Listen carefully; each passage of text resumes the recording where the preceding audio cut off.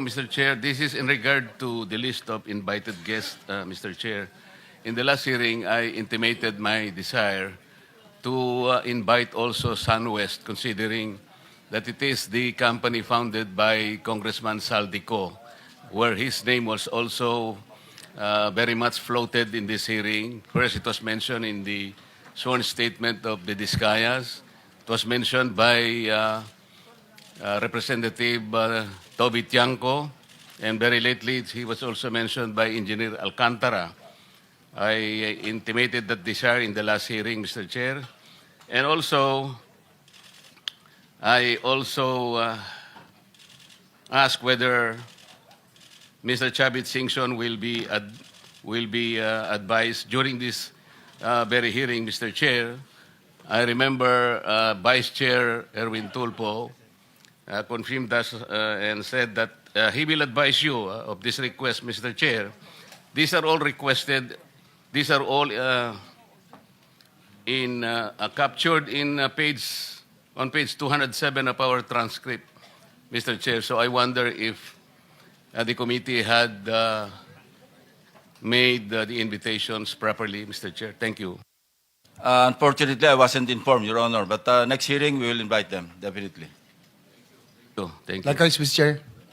Sir. Yes, Also, Dr. Jenny. administrative, also if we can invite again Regional Director Palacan kasi medyo malaki po yung napunta sa Mindoro. If hindi pa siya sumaharap, Panay Bulacan po kasi, malaki-laki rin po yung nailagay doon. I think a total of 40 billion. And also, si Congressman Toby Tiangco, I think his revelations during the first hearing were very revealing. If he can be invited. Nahiya po siya pumunta. Sabi niya kasi he was not invited. Baka sabihin, epal siya. But I think he can help a lot. Yes, we will also invite him or ilan ba, JB? Only one? Ayan, si Toby Tiangco and Panakan and siguro yung mga Yeah. taga Mindoro. We'll invite them in the next Thank you, Mr. hearing. Chair. Okay. Mr. Chair? Yes, Senator De La Rosa. So, hindi pala ito ang last hearing natin. Meron pa tayong kasunod na hearing. Definitely. Thank you, sir. Thank you. Thank you. And So- Mr. Chair, lastly, may I confirm if the chairman made an announcement that Mr. Saldico will not be invited? Yes, as you know, you have been a congressman for many years. There's what we call interparliamentary courtesy. We do not invite or summon members of Congress in the same manner that they don't invite senators to their hearings. It is up to the congressmen or senators concerned to appear before their inquiries in aid of legislation. That is a tradition. Yes, Mr. And Chair. that tradition is not accorded to individual members of Congress of either house. It is accorded to the institution. Yes, Is that, yeah. you will. Yeah, but if he is expelled, then we'll invite him. He's no longer a member of Congress. Representative Chanco was not expelled, Mr. Chair, but Yes, but When he was invited, he is voluntarily appearing before the committee. yes, but there was an invitation. No, we did not extend any invitation to I was the Representative- one who invited him Well, when I was the chairman. You can speak for yourself. Yes, that's why. He can be invited. There is no violation of interparliamentary. Anyway, that's water under the bridge. He will appear, I think, anytime now because he was informed by Senator Ejercito. So can we just proceed? We have a long Sinasabi ko day. po yung tungkol kay Mr. Saldico. All Kung right. sakaling Go ahead. halimbawa nandito siya, we can invite him. Okay. Okay, thank you. No issue there. Okay, so today we will hear the testimony of Mr. or former Undersecretary Roberto Bernardo. Kindly stand up so your oath will be administered by the Director General of the group. Do you swear or affirm to tell the truth, the whole truth, and nothing but the truth in this proceeding? Thank you. You may take your seat. Thank you. Are you ready to make your statement?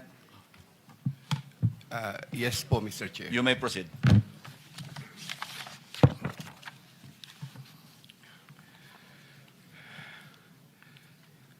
Dear Senator Lacson and honorable members of the Blue Ribbon Committee, I am Roberto Bernardo, formerly an Undersecretary for Operations of the Department of Public Works and Highways, DPWH.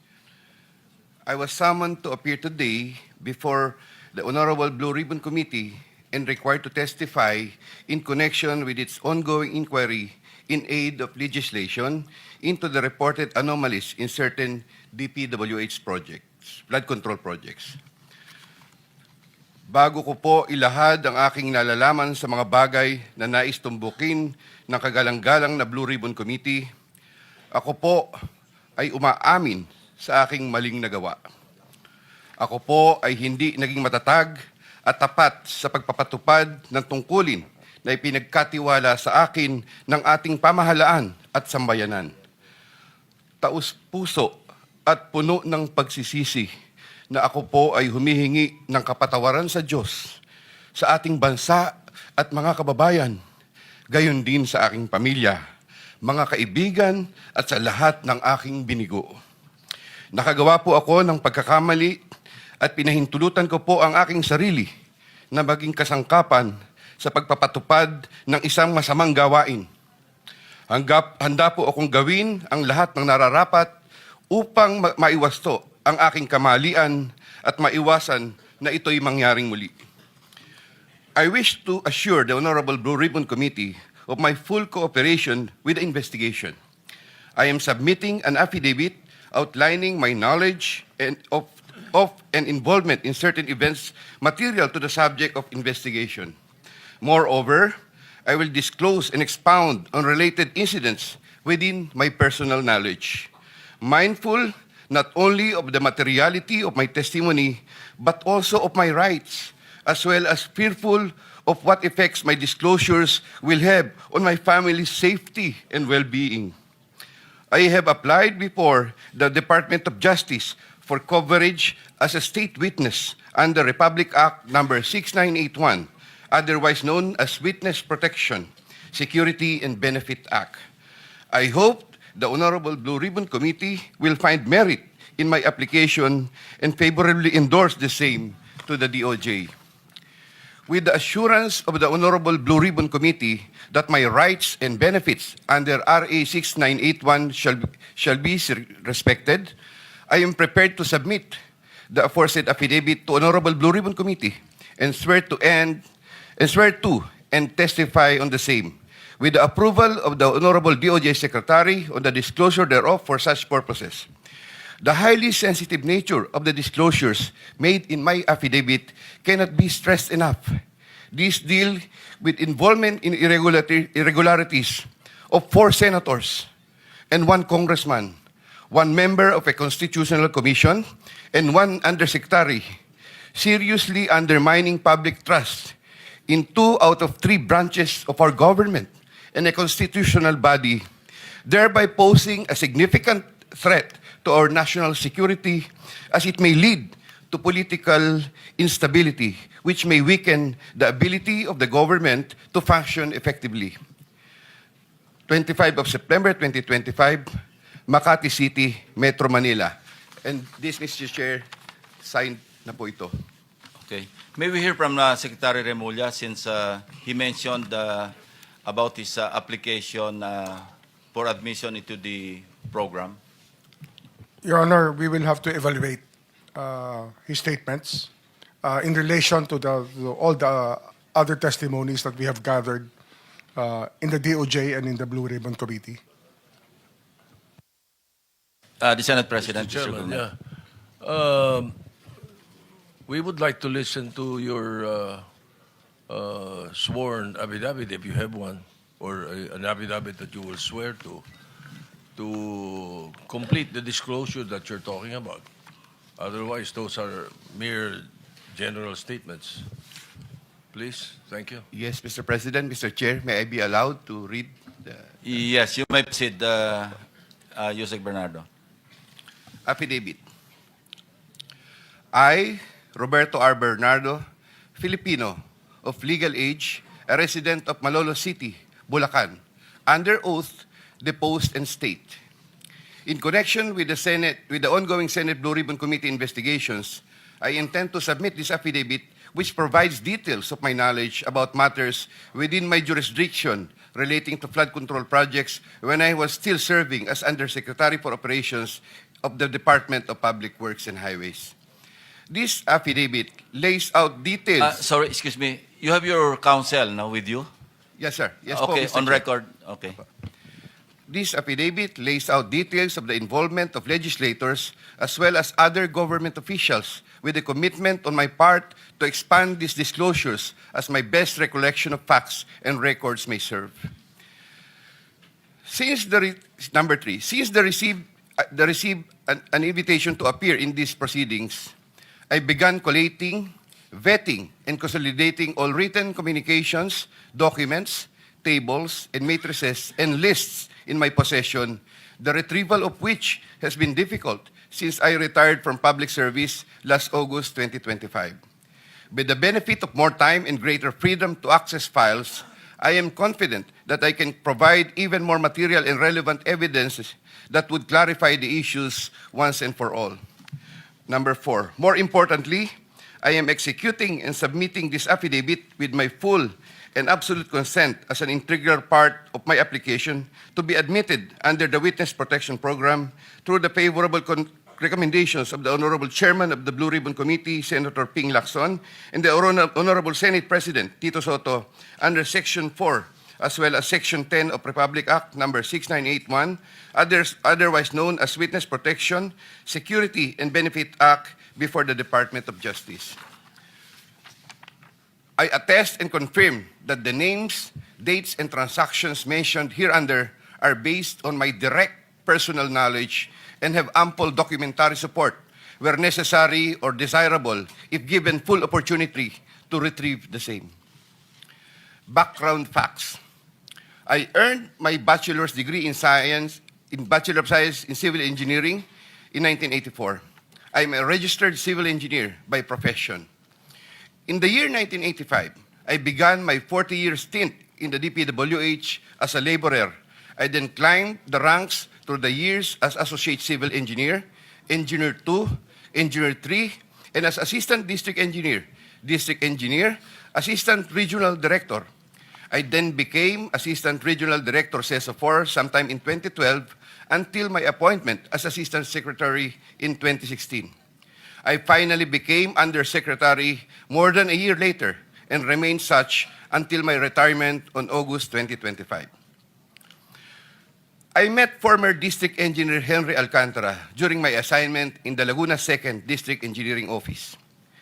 Engineer Alcantara, Engineer Bryce Hernandez, Engineer J.P. Mendoza, and Engineer Algie Jumasig all belong to the Bulacan 1st DEO. 2020-2040 scheme. Sometime after the State of the Nation address of President Ferdinand Bongbong Marcos Jr. in July 2025, and while I was already on sick leave, I heard from Secretary Bonoan for the first time that Engineer Alcantara, Engineer Hernandez, Engineer Mendoza, and Engineer Dumasig were engaged in contracting activities using the licenses of other contractors. Subsequently, Engineer Hernandez confirmed this arrangement through one of the legislative hearings and by other contractors whose license they used. According to Bryce Hernandez, their sharing is 20-20-20-40% from these activities. My understanding is that they had prepared and signed documents for purposes of collecting payments, which they then apportioned the profits amongst themselves. However, I must admit that I have no personal knowledge on the exact actions they took to accomplish this scheme, and I can only be asked general questions on the systems in place that would have allowed this modus operandi to happen. I categorically state that I have neither knowledge nor participation in these business activities, which were entirely done by Engineer Alcantara, Engineer Hernandez, Engineer Mendoza, and Engineer Dumasig on their own. Ghost projects. At about the same time, after the 2025 SONA, I also heard for the first time that aside from the 2020-2040 scheme, there were flood control projects, ghost projects, for which Engineer Alcantara, Engineer Hernandez, Engineer Mendoza, and Engineer Dumasig were also responsible. These were confirmed later by Secretary Bunaan during a separate legislative hearings. I called up Engineer Alcantara to ask him about these flood control ghost projects. He denied any participation. Subsequently, he likewise told me that he even convened the officers of Bulacan First DEO to confront them about these ghost projects, and that some officers, it was Engineer Hernandez, who was the primary person responsible for the same. In the exact words of Engineer Alcantara, si Bryce po yan. I categorically state that I have neither knowledge nor participation in these flood control ghost projects. Congressman Zaldico. My personal knowledge regarding Congressman Zaldico are set out as follows. Congressman Zaldico one time called me to say that he met Engineer Alcantara and wanted to confirm, maayos bang kausap si Engineer Alcantara? To which I replied, maayos po. Engineer Alcantara then told me that Kong Zaldico was asking for a 25% commission, and out of that amount, 2% was to be shared equally between Engineer Alcantara and myself. In his exact words, boss, hati na tayo sa 2%. Furthermore, Engineer Alcantara would tell me every time that he made deliveries of cash to Congressman Zaldico in compliance with his commitment to Congressman Zaldico.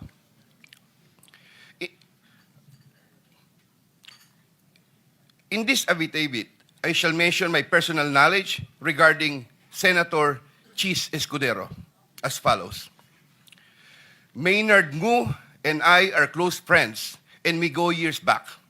He is also a close friend and campaign contributor of Senator Chis Escudero. Maynard Ngu asked me to submit a list of projects. I personally submitted a list of projects to Maynard Ngu, and some of the items therein pertaining to Valenzuela and Marinduque projects were subsequently included in the General Appropriations Act. A copy of the list of Valenzuela and Marinduque projects is here to attach to this affidavit as Annex A. When I gave him the list and in relation to the commitment, I asked him, Boss, paano to? Maynard replied, bahala ka na. I asked, Boss, okay na ba ang 20%? Maynard said, okay. After inclusion of the projects in the GAA, I delivered 20% of approximately 800 million or about 160 million to Maynard Ngu, which was meant for Senator Escudero. Finally, I would like to add that deliveries of cash were personally made to me, by me, to Maynard Ngu at his office in Manila. I confirm that Commissioner Lipana requested that he be referred to officers of DPW's Bulacan First DEO. I referred to Engineer Bryce Hernandez. I have no personal knowledge if they were able to secure a project in Bulacan First DEO. Furthermore, and subject to possible referral to an executive session upon the approval of the Honorable Chairman, I attest to the broader systemic issues in DPWAs that are widespread.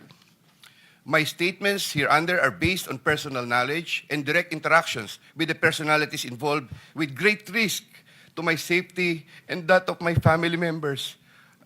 I confirm the following. Yusek Trigiv Olaybar of DepEd. Yusek Trigiv Olaybar used to work for Senator Ramon Bong Revilla and Senator Sani Angara before his appointment as Yusek for the Department of Education. Sometime 2010, I met for the first time Yusek Olaybar, who was then working in the office of Senator Bong Revilla. Later, I learned that he transferred to the office of Senator Edgardo Angara and then later to Senator Sani Angara. Sometime 2024, Yusek Olaybar personally called me for a meeting to discuss about unprogrammed appropriations, supposedly for the office of the Executive Secretary. In the said meeting, he requested me to submit a list of projects. After the meeting, I asked Bulacan First DEO to prepare a list of projects for funding. Thereafter, Engineer Alcantara submitted a list of projects worth 2.85 billion. Here to attach as Annex B is a list of those projects. Subsequently, I submitted this list to Yusek Olivar. Yusek Olivar told me that the commitment is 15%. In his words, boss, 15 yan. Thereafter, the DPWH received a special allotment release order for 2.85 billion for the projects listed in Annex B. Engineer Alcantara, from time to time, would collect and deliver the agreed 15% commitment to me, which I delivered or caused to be delivered to Yusek Olivar in Magallanes, Makati, and other places.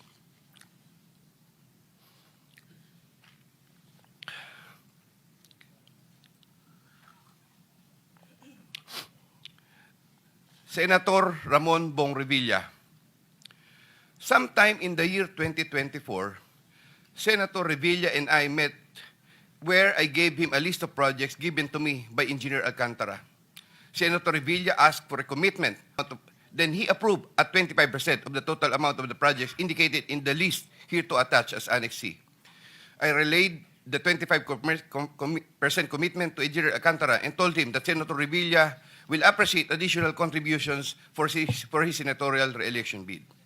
Engineer Alcantara collected the 25% commitment, or about 125 million, which was turned over to me and then delivered to Senator Revilla in his house in Cavite.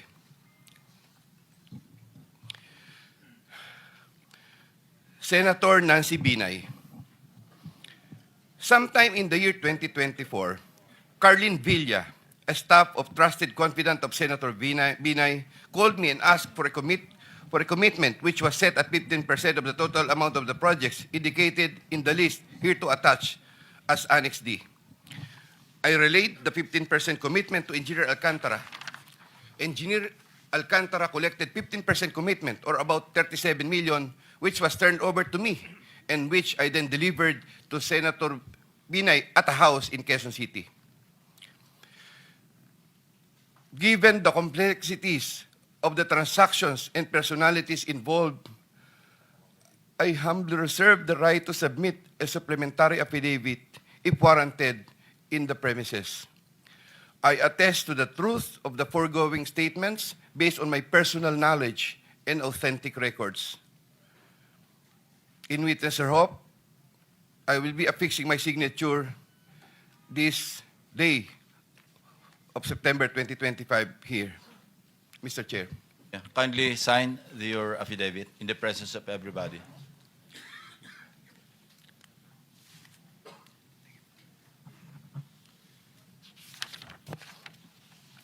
Here, Mr. Chair, I have already signed it. For the record, you signed the same affidavit that you read, no? Yes po, Thank Mr. you. Chair. Maraming salamat, Yusek. Secretary Remulla is recognized. Your Honor,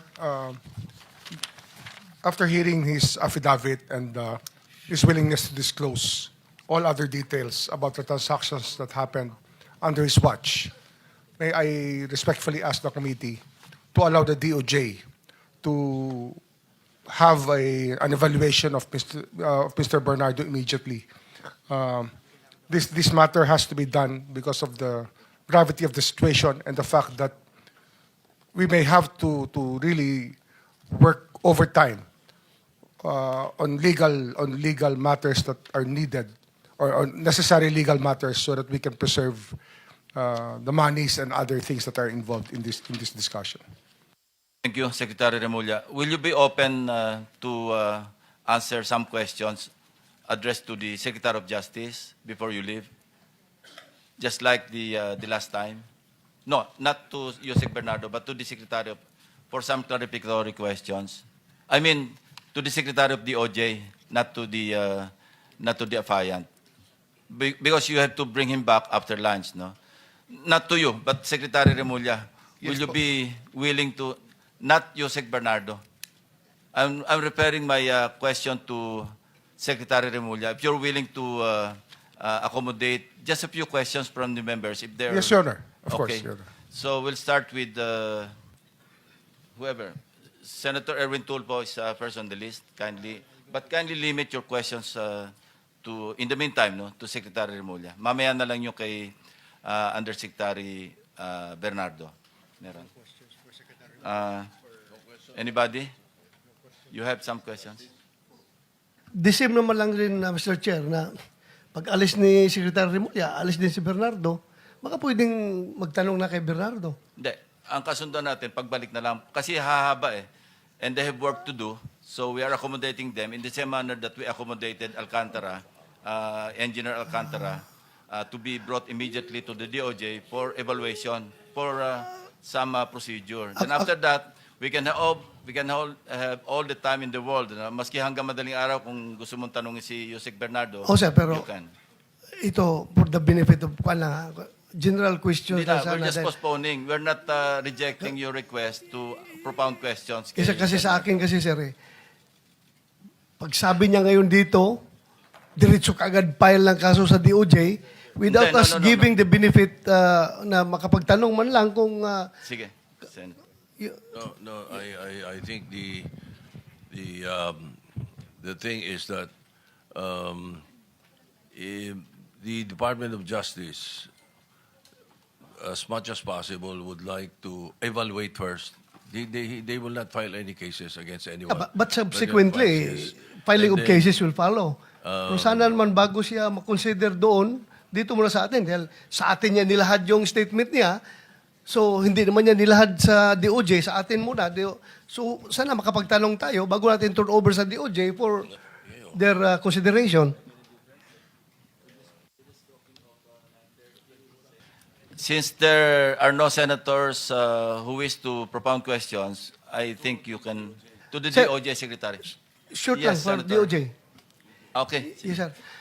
Secretary Remulla, sir, Yes, sir. can we confirm from you, so far sa itong tinatakbo na investigasyon natin, kung ilan na yung na-admit ninyo sa Witness Protection Program from our resource persons? Kung meron na ba? Sir, under the Witness Protection Program, dalawang klaseng testigo po. One is a protected witness, people who testify in proceedings. If they request assistance from the DOJ and applying for the program, we give them a protected witness status, which means bibigyan na ho namin sila ng security at yung mga ibang benefits pwede na makuha. Ang pagkakaiba lang, pag sinabi hong state witness, ibang procedure din po yun. Kaya yung po yung ina-evaluate ngayon, sa dami po ng transaksyon na nandito, inaayos po namin, tinitingnan ho namin kung paano ho, ano talagang krimen, saan kami magko-concentrate. At kung kaninong testimony po pinakamahalaga, under the Witness Protection Act, yun po, kailangan po makita namin kanino talaga ang necessary para makakuha kami ng conviction later on. Yun po lang ho ang ano dito. Sir, so far, the level of protection that is being provided to the Diskaya, to Bryce Hernandez, sa ngayon ay sa amin pa lang yan sa Senado? Yes, sir. Wala pa. Sir, I just wrote a letter to the Senate President. I don't know if it was sent here yesterday. Ito po yung informing the senators that we have provisionally accepted them to the program. Tapos i-evaluate namin sila as state witnesses, pero bibigyan na ho sila ng security mula po sa sulat na to ay matanggap na Senado. Since they're still under itong tatlong taong ito, si Bryce Hernandez, JP Mendoza, and Henry Alcantara, ay nasa custody po ng Senate at naka-contempt, hindi po namin sila binibigyan pa ng security. Pero ini-inform po namin kayo na bibigyan na namin ng security. And then we have to process also Mr. Diskaya again tomorrow. Mahabang proseso ito kasi ang dami hong transaksyon, tsaka dapat alam po natin ang direksyon kung saan po papunta ang mga demanda. Thank you, Secretary Remulla. Mr. Chair, okay na ako. Thank you. Mr. Chair, Yes, Senator Marcoleta. I just want to make a record that when I approached the Secretary of Justice together with Engineer Bernardo, both of them committed that Engineer Bernardo will go to the DOJ accompanied by the DOJ Secretary for the purpose of filing the appropriate charges only. And Engineer Bernardo will not in any way add or alter the affidavit that he presented before us. Meaning to say, no additions, no subtractions, walang alterations, whatever copy that he distributed to this committee will be just that. That is correct. Thank At you, saka, Mr. Chair. recorded naman po, nasa transcript, nasa YouTube, nasaan pa. Yes, sir. Kasi Kaya po, kung mag-alter siya, he will be liable for perjury. Hindi po, no supplement, no nothing. Kasi No, po he yung iba, pagdating dito, nagsusupplement. Ang sabi niya, wala na po akong idadagdag. Yun lang po. Meron siya sa statement niya na I humbly reserve the right to submit a supplementary affidavit Ayun nga if po warranted. Kaya po in the sinabi ko sa premises. kanya, meron ka rito, magdadagdag. Kasi dapat sana alam natin because he presented himself before this committee, but whatever he does outside this committee, wala tayong kinalaman. Hindi na po natin nalalaman kung ano mangyayari. I mean, for purposes of transparency, Mr. President, You're saying Mr. Chair, that, just kaya in po case- pumapayag na kami na dadalhin. Paano yung supplemental? Hindi na po natin malalaman. There will be no guidelines. Dito rin po yung dito rin supplemental. gagawin yung supplemental. Hindi nga po natin malalaman eh. We will not be guided. Ano ba sasabihin niya? Why not before us? Hearing is suspended. We'll now allow Secretary Remulla and Yusek Bernardo to leave the premises with a promise or commitment to come back this afternoon. In the meantime, we are now opening to the members yung pagtatanong sa ating mga other resource persons. Yes, you may, your excuse, Secretary Remulla.